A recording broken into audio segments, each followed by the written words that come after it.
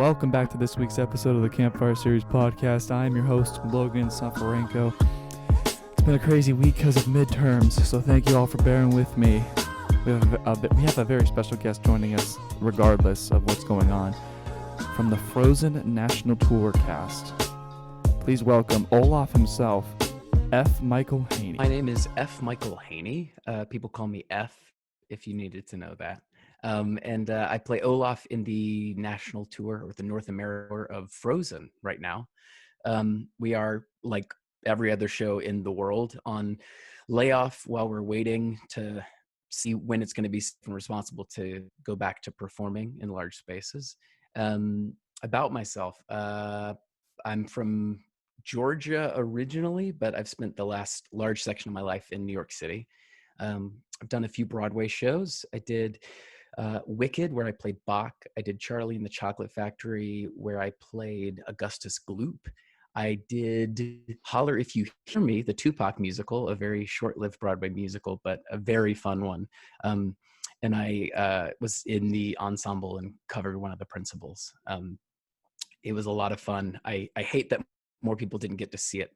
Really, really amazingly talented people in that show. I also did a couple of things that are hilariously the things that I talk to more students and other young people about more often than the Broadway shows that I've done. But I was also in the original company of Carrie the Musical off Broadway, the revival or reimagining, and was also in Dogfight, the original company off Broadway at Second Stage. Yeah, and then some film and TV and things here and there. A couple of the live musicals on NBC, Jesus Christ Superstar, and Peter Pan Live. Yeah, bits and bobs here and there. It's been a fun 15 years of my professional career. Where it sounds like it's just been a roller coaster of excitement and all that stuff. Where did it start, and when did it start for you? How did you get into it? Funnily enough, as far as getting into theater, my whole family had done it. My mom was my theater teacher. My brother is an actor and creator, and he has an MFA in theater. Like, these are people who did it their whole lives. I didn't want to. I did it for fun. I did it because my family did it. And in high school, I would do shows and like that just because I wanted to hang out with the cool people, the artistic people. And suddenly I found myself late in high school going, like, I was a band geek. I wanted to be a band director, go to the University of South Carolina and be a band director. That was it. That's all I wanted to do. But then I did Pippin, and I played the leading player, a part I'll never get to play again for so many reasons. But I played the leading player, and I got to watch a DVD recording of one of the first companies of that show. And I just sat there going, wait, this is not like the shows that I knew. The music sounded different to me. The acting felt different from some of the old school musicals that I've learned to respect now, but that I didn't identify as much. Like, as a young guy, I loved pop and music that didn't sound like Rodgers and Hammerstein. I didn't get it. I didn't get those shows. So suddenly I heard Pippin, and I'm not saying, Pippin is outcast, but Pippin was just so different. And to see performers like Chita Rivera in that DVD, and to see Ben Vereen and these luminaries of the art form, that I was like, wait, I want to do that. So I kind of figured out how those went. I auditioned for college, just 4 schools. I didn't get into any of them except for NYU. They happily took my money, and I moved to New York with only having visited there a couple of times. It was horrifying and exciting.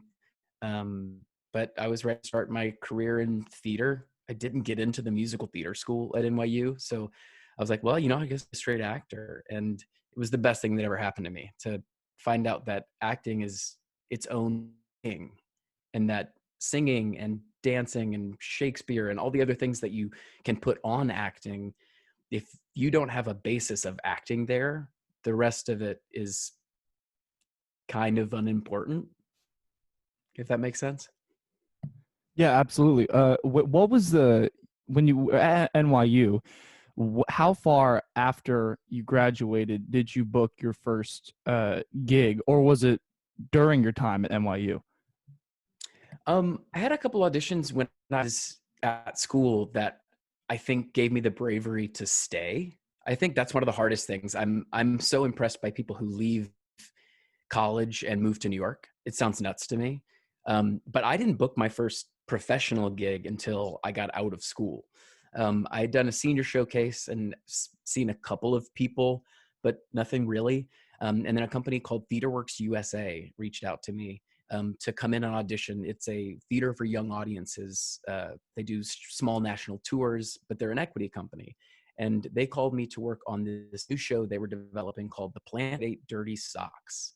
Um, I was like, oh God, I mean, I just graduated from NYU. Do I want to do theater for young audiences? It's like, what is this? And it ended up being kind of the job that started my whole career. There was a young up and coming songwriter and a musical theater writer named Joe Iconis who was writing the show. I got to meet him and work with a lot of other really great people from that company.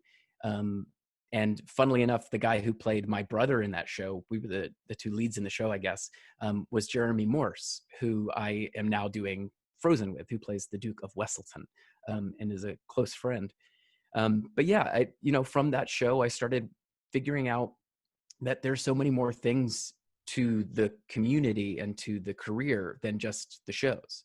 So I started doing development, which has become most of my career, of going into rooms and reading new scripts and doing workshops and all these labs and trying to figure things out and meeting those creatives and those creators. And that's honestly, like, I can piece my career together from being in rooms and developing a new piece, and then the director of that calling me, a year later and saying, hey, I'm working on this new show. Do you want to come read the new script? And we can sit down and try to figure it out. So TheaterWorks USA literally was where I got my start. I got my equity card. I toured the most rigorous, challenging schedule I've ever done. You do shows in the morning. You load your own sets. You drive your own cars. It is sleeping 4 to a room in a small hotel in Janesville, Wisconsin. It was not glamour, but it was theater, and it felt amazing to work with so many amazing actors and to get to show kids theater, which I realize the importance of more and more every day. You talk about in the development process of a show that is so big in new musicals and just in when it comes to New York. And obviously some shows, they have runs prior to Broadway, sometimes in London or Canada. When it comes to the Frozen tour and the casting process for that show, how did that go for you? What was amazing was, and I don't mean to sound like I'm about to say something negative about the show. I saw in previews. I really read it. I was doing Charlie and the Chocolate Factory, and I remember talking to Greg Hildreth, the guy who originated Olaf, and laughing after the show with him. And I was like, "Oh man, Greg, you were so amazing. One day you're gonna have to let me steal this part from you," because I just thought it was so much fun.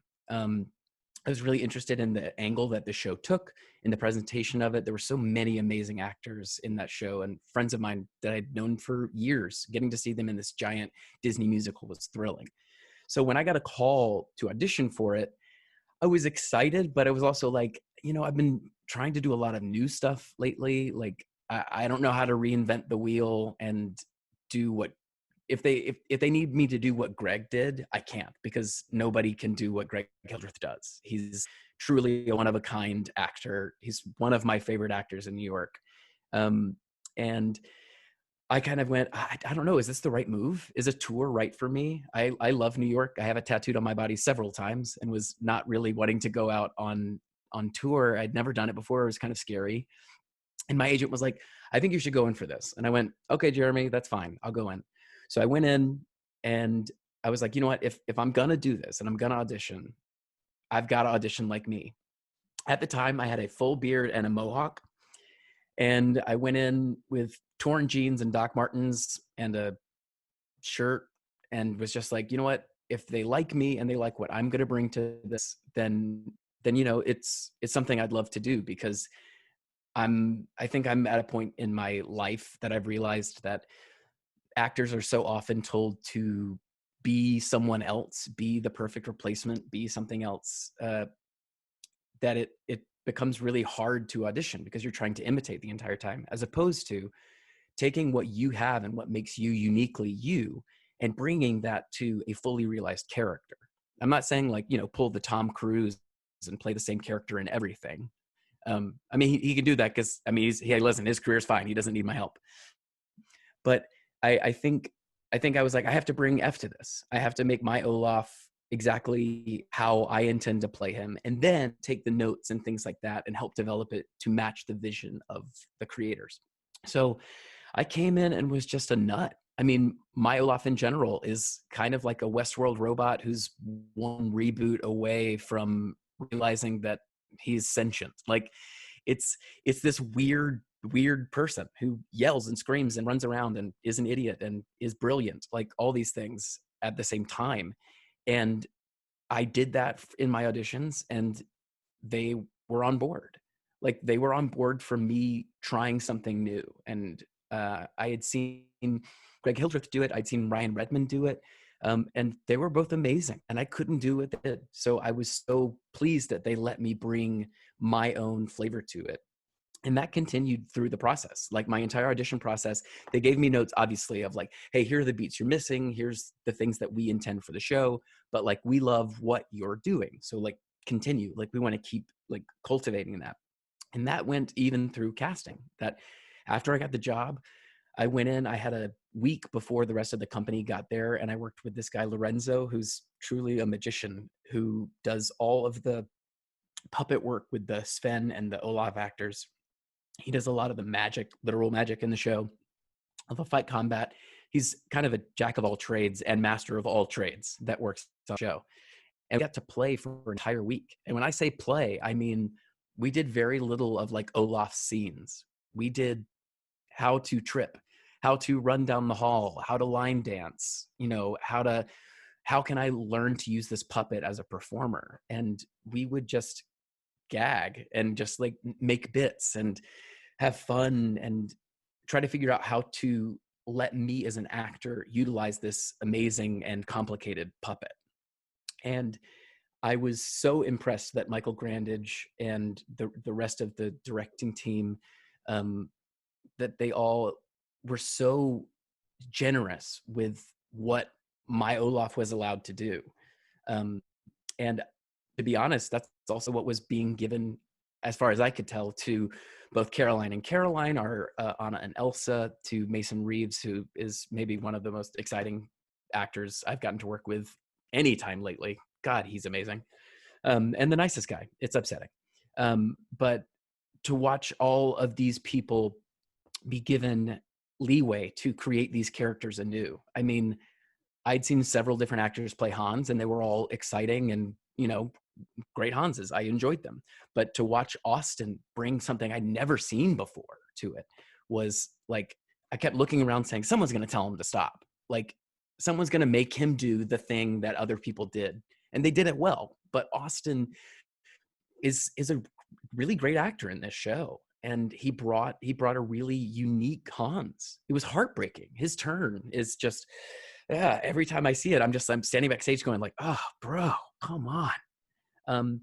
And that's because the creative team was trying to reinvent the show for 2019, for when we were creating it. So we were adding a new song that was created and debuted for and Caroline Enterbickler and Caroline, that went into the Broadway production for just the weeks before it unfortunately closed, which is heartbreaking that I didn't get to see that new cast.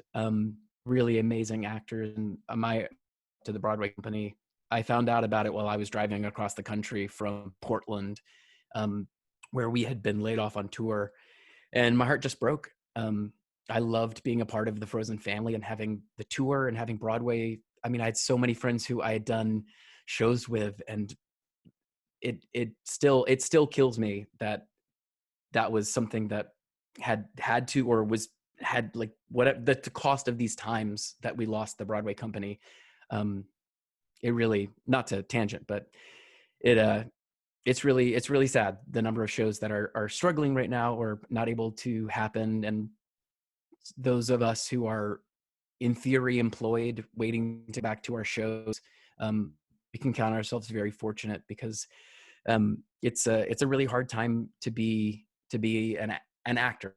I mean, it's hard to be so many things. I'm not trying to sound selfish, or that, like, being an actor is harder than being, an emergency responder or a doctor. But as far as the acting community is concerned, it's challenging, because we like to think that our job and our profession is quite important for the world and healing and community and all these things. And I do believe that. And I hope that when we're able to get back, that producers are generous, and can help the industry get back on its feet, and that the science and the health of getting people back into safe groups. I'm really hoping that that's possible sooner than later, because I know that the whole artistic community is chomping at the bit to get back in those rooms the second that it's the right time. I mean, yeah, we saw it, a couple of days ago with Andrew Lloyd Webber getting a vaccine. We're trying really hard, but you mentioned obviously how hard this really is for the theater community. What are some ways that you've been getting through this? Also realizing, hey, I'm still employed, I'm on the tour still, and coping with being anxious to return, but we don't know when the return is. Yeah, I mean, when responding to this time, I mean, I've been in constant contact with so many of my friends, because even though I'm in Georgia, in some ways I'm as remote as anyone else. I talk to my roommates who live in New York. I talk to my best friends, the Morons. I talk to people all over the country that are actors who were displaced on tour, who were people who were between apartments and lost their apartment or got sick. So many of my friends who actually had battled COVID back in the spring or during the summer. And the community has lost lots of people, and so has the world and the country. And I I think the coping mechanism for artists, and I don't just mean adult acting employed artists, but artists in general, I think is the hardship is trying to create that. How do you wake up every day and want to make something when you don't know where it's going, or what end is in sight? And I think the hope I can offer to people is that um, creating never takes an audience. Audiences are amazing, and they are certainly what makes theater different from rehearsal. But I think the exciting thing is that there's so many writers who are taking the time to write right now. There are so many actors who can continue to hone their craft by, as crazy as it sounds, watching film and TV, watching the greatest movies of all time, watching the worst movies of all time. You can learn a lot from bad actors. I mean that very seriously. But then also, so many actors have been remarkably generous in teaching master classes and workshops, and people that usually would be so busy that you'd never get a chance to take from them, that they're teaching these classes.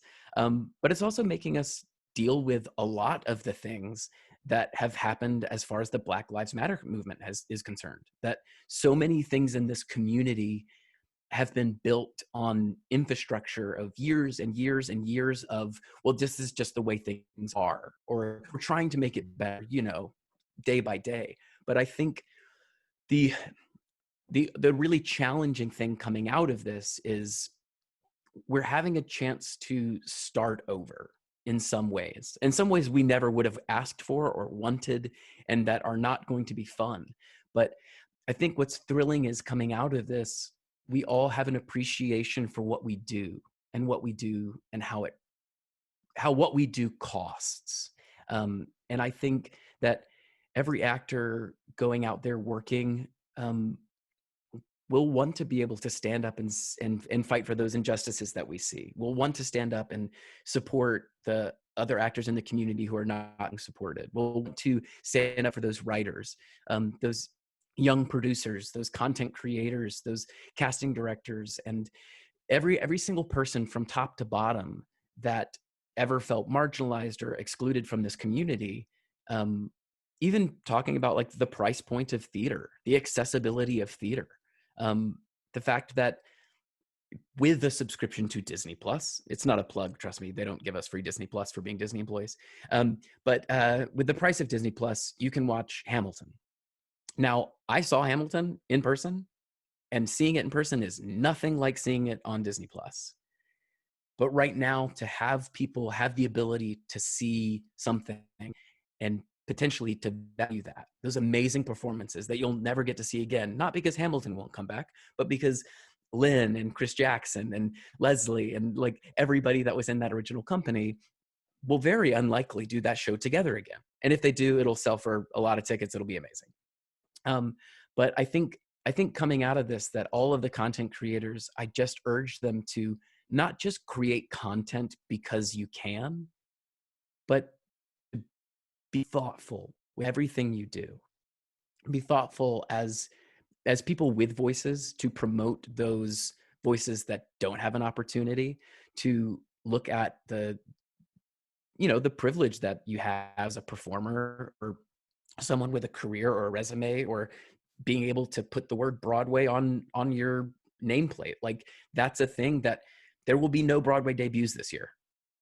That's it. That's just what it is. And I think going out of this, really valuing the art that we make, and knowing that, yeah, it's just who cares? It's just a play. Don't worry about it. But thinking about the social responsibility that we have as artists to create that zeitgeist, to create the conversations that are being had. I think that this is a time where all artists can really explore that and explore their own biases and explore their own problems, and as creators to really, really sit down and say, I want, when I make what I make, for that art to be important. And I think that's what we're going to have to come out of this with, is laser focused art and content that's not just like, but people just want to see something to make them laugh. They totally do. They totally are going to want something light and easy after this. And maybe that's Frozen. Maybe that's another show. But also, we need to talk about these things in our art and talk about this time. And everyone should really focus on that as they create during this time.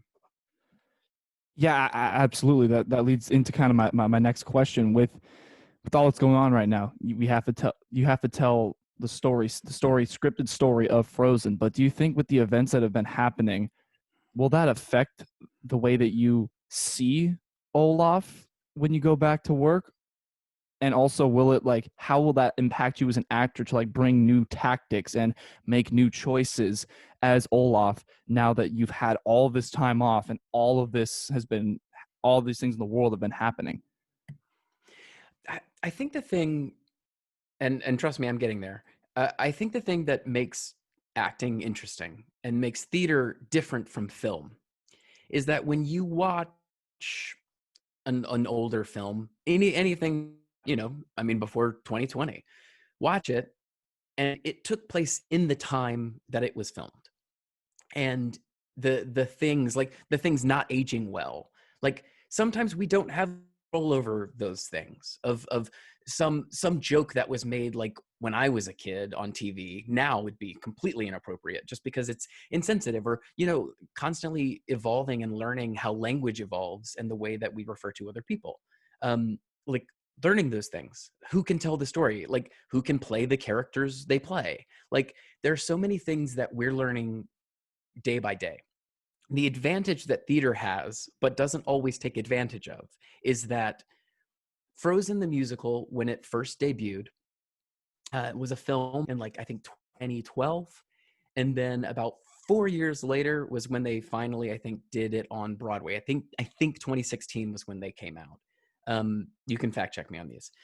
But seeing the Frozen, how it evolved, the story, because the story is pretty straightforward. It's still the same story from the film.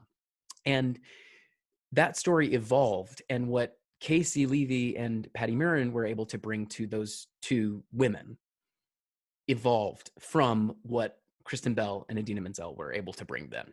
and it was the same writers. It was Jen Lee, it was Bobby and Kristen. Like, all of these things kept evolving, but the story was being told by human beings living in 2016. When we re-examined it those 3 years later for the version that we were like posting up to put on tour, we were very fortunately able to re-examine those things, moments that are to no fault of anyone else's, but with time to think about them, and with the way that we were approaching it as actors, choices that Caroline Interbickler made about the way that Anna moved through the world, the way that they allowed me to let, instead of Olaf being some knight in shining armor sometimes, letting him actually be a little bit of a coward, and Anna being the strong one, were things that I loved, that came from Interbickler and I working and figuring those things out.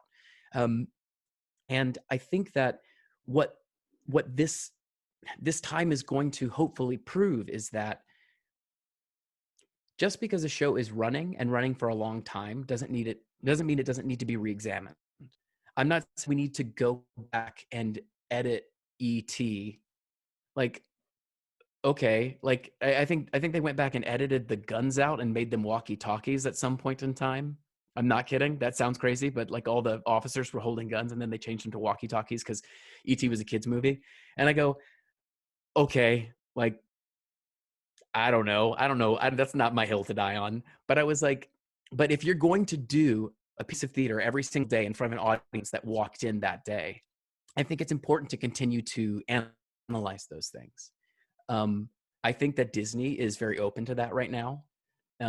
I hope that lots of other producers and theater producers going back to work, if there's an old or antiquated or honestly like sexist or racist thing that happens to be in a show, let's examine that again, instead of just saying, but listen, that's just the way it is. And it's not to take away from those things, but I think that when you walk into a building every single night to perform, what will change for us as far as things, definitely in the conversation of Black Lives Matter, those things will change on understanding our audience interaction, understanding the stories that we're telling, understanding the consequence of those stories. I mean, I have always thought that Frozen was very important because the story itself is about what love costs, what loving someone costs. And, someone could see themselves in any of these characters and identify that to their sexual identity, to their gender identity, to their race, to their class situation. They could try to identify these things. And that's the amazing thing about fairy tales, that if you can empathize and see someone and have their experience reflect on your own, that's thrilling and exciting as an audience member, and one of the reasons why art is open to interpretation. But I think as performers coming in, we have to understand the consequence of what we say. So if there's something that is not intentionally racist, but then has a sideways like, and then someone goes, no, that's not what they meant. That's what I said in the movie. Like, no. Like, we need to take those things into consideration. And I think that producers and directors and creators and actors are going to have that fuel in them when we come back, of saying the way it was is not good enough. We need to continue to go forward. And I think as far as post, or, figuring out what life is after the events of COVID in this year, however we are coexisting with it or going forward through it or completely squash it, A+, we're all good. Whatever that situation is, I think there's a big trust that we have to, as the theater community, offer to our audiences and say, we want you to trust that we are, one, taking this seriously, that we are, two, worried about the health and concerned about the health of your families and the actors and the crew and every single human being that walks in and out of that building. There are some things that I think will be forfeit, unfortunately. And I know for theater fans that some of these will be hard to hear, because I have seen actors in a pre-COVID time post, "I'm sorry, I'm not feeling well. I didn't come to the stage door." And they get absolutely lambasted on the internet of people being like, "That person didn't come out. I paid my price of ticket." One, the price of your ticket is to walk in those doors, sit down, and watch the show. That's all you get. And you get a little rectangle of paper. That's it. That is all you are guaranteed. And I think the thing about that I'll miss is that I loved the audience interaction. Being able to leave the stage door and talk to young actors. I had people say awful things to me throughout my life at stage doors, not even meaning to, trying to give me a compliment and being like, like, "I've never saw a fat guy like me on stage before." And you're like, "Cool. What does that mean?" Like, what? Or someone being like, "Oh, you're so much older than I thought." Or someone being like, "Oh, I saw you last week and you seemed like you had such a better show tonight." Like all those things that you're just like, "What?" But also the disconnect of characters versus the human being that's walking out of the door. I had a buddy who was doing Waitress, and he played the awful guy in Waitress, and he stopped going to the stage door because people would look at him and be like, "I can't believe you did that to that girl." And every night I was like, "I'm going home to my wife and my kid. I'm not a bad guy." So I think there's some parts of that engagement that are gonna get taken away for now, for safety. I think that things like backstage tours that I loved. I gave backstage tours for Broadway Cares at Wicked every single time, and I loved it. I loved being able to share that world with people. But I think some of those things will come back in time. But I think that we have to remember what we're trying to get back to, which is a group of people feeling safe to go into a space and see a piece of art. And it's going to be a transition that requires a lot of bravery and a lot of trust. And we just have to hope that the institutions that are going to come back, to be honest, like, I hate that this is even a polarizing or controversial thought, but like the idea of masks being a thing we should be wearing, and it's a thing we should be doing, listening to science, like, again, it's ever evolving. Like, best practices doesn't mean this is right and will always be right. It means, as far as we understand, the World Health Organization, the CDC, these are things that, did you know there are guidelines that have always been there for theater about how many, like, you see the little sign that says this is how many people can be in for a fire code. Most people don't count that number or pay attention, but I'll tell you, there's someone in that theater every single night that is doing that. Someone that goes through, fire marshals that come through, the safety training that goes into our entire crew, front of house, box office, everyone. And, things changed when we started having more common active shooter drills of going like, this is what happens. I remember, to be honest, it was a horrifying day and I will never forget it, but sitting in the theater and having them bring an officer in to talk to the cast of Charlie and the Chocolate Factory about what happens in an active shooter situation and where we go, and watching the three young actors who played Charlie Bucket all look around going, "Wait, what? Like, that's a thing?" And we all were trying to comfort them and say, like, obviously this is just safety and protocol, but then that was the first time that had happened to me as a professional actor. And now it's more common. And yes, I don't want it to be common. I don't want that to even have to be a conversation we have, but we do. And I think that those kinds of things and those safety nets and those conversations about what's best are going to affect the way that theater happens. I think that things like playbills, like the actual little rectangle of paper, that could go away. And I don't mean exactly. And I don't mean to, like, bag on the company that does it, but I'll give this idea out for free. If an app designer wants to do that, you can get on your phone, that you can scroll through it and gives you achievements for, oh, you saw 3 understudies tonight, you get the understudy achievement. I don't know, make it like Pokemon Go. Sure, let's do it. But like the idea of paper programs, what if that went away to save ushers from having to do that, from saving the trash, from saving the cleanup? And we'll find ways to replace these things and to do these things, but we have to remember what it is. And that is the thing that has been human nature for ages, which is getting human beings into a place to watch a story. And then that story is something that we try to learn from. And if it's learning to cope with the day, or if it's learning to laugh, or it's learning to feel empathy or sympathy or compassion for another human being, whatever it is, that's why we do it.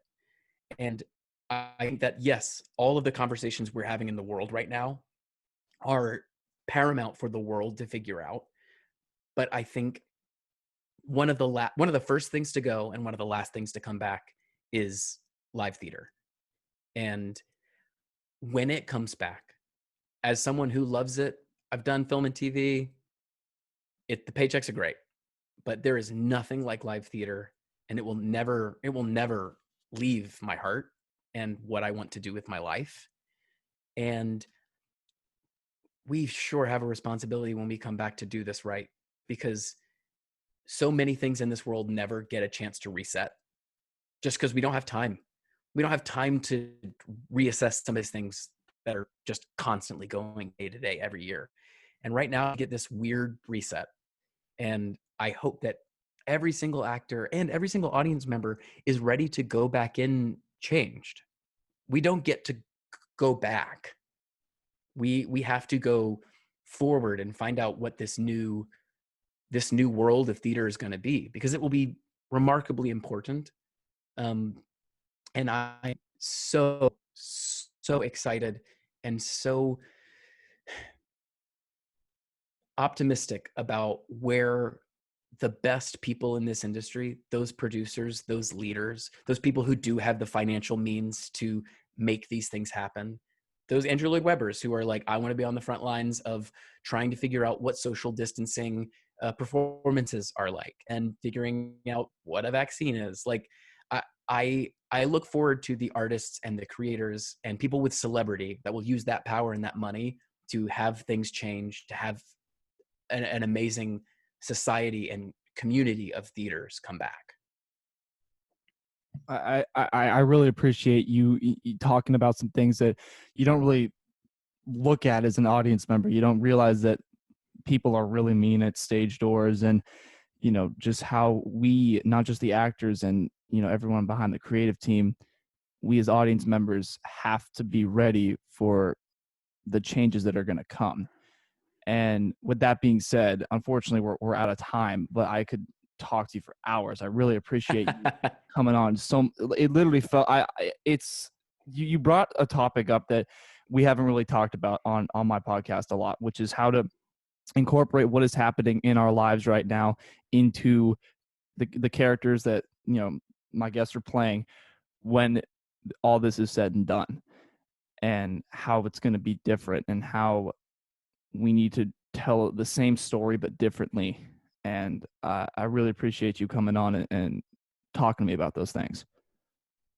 Well, thanks for having me. It's an important time to be able to talk about theater, because we all care so much about it, and it's easy to feel like it might not be as important as so many other things. And granted, on the scale, there are things that are much more pressing, but I think when it comes back, we have to do this right. Absolutely. Yeah. But with that being said, I will let you know when this episode drops. But in the meantime, stay safe and stay positive, and keep being proud of the craft, because I'm going to say kudos again, but I really appreciate you guys coming to Hollywood, and the show was so much fun, and you were really talented. So I really appreciate your craft and you as a performer. So keep doing awesome work. I appreciate that. Thank you, my friend. Absolutely. Have a good one, and best of luck with the podcast. I can't wait to hear more. Really appreciate it. Stay safe out there, and it was nice meeting you. Absolutely. Take care. Bye-bye.